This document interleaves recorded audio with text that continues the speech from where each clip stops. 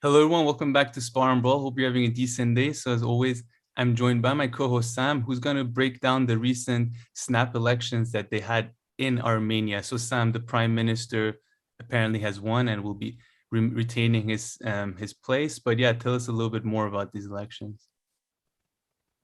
Of course, yeah, we covered the election a few days ago, actually, the campaign. But it was the Nikol Pashinyan, who's the current prime minister of Armenia. He came to power through a kind of a velvety revolution of some kind in against corruption of the old guard.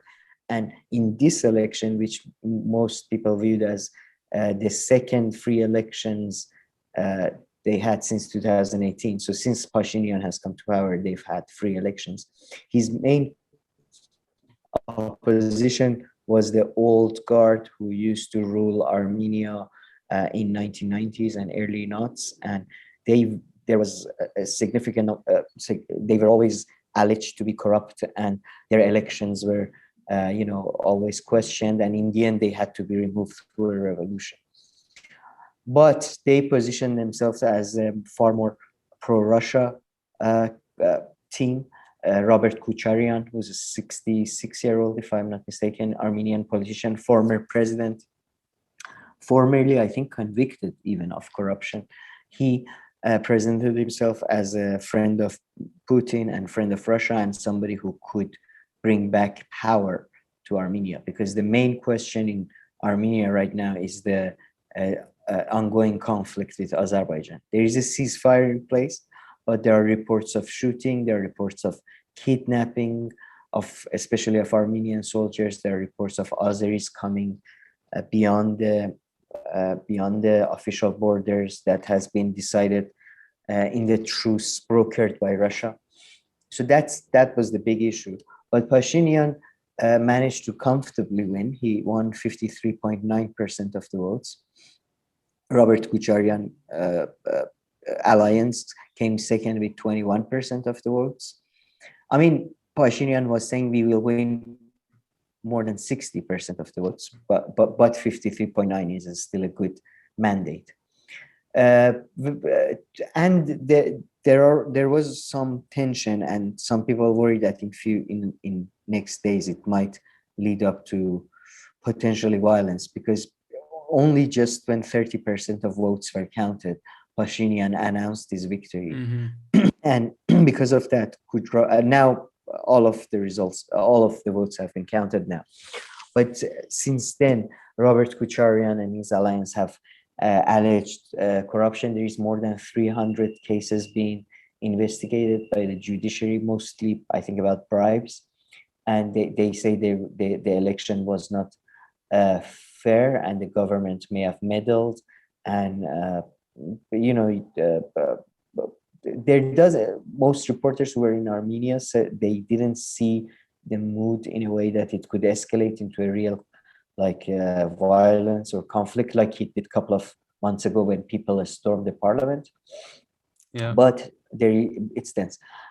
Just to add, the voter turnout was pretty low, 50%, but higher than expected by most Western analysts. And Western analysts, DW, France 24, these channels that covered it, they see Pashinyan as the more pro-West candidate, while Kucharian as the more Russia candidate.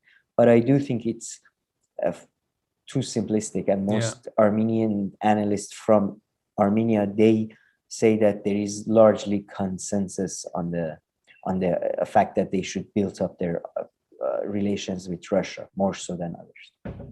Yeah, I know, got you. And I mean, to me, it really seems like, because given the war context, right, and Armenia largely lost this war, I mean, this vote seems to me like really be a rejection of the other candidate and what he was associated with and everything, right? I mean, more than anything, it really seems like a rejection of him and his party and the old guard.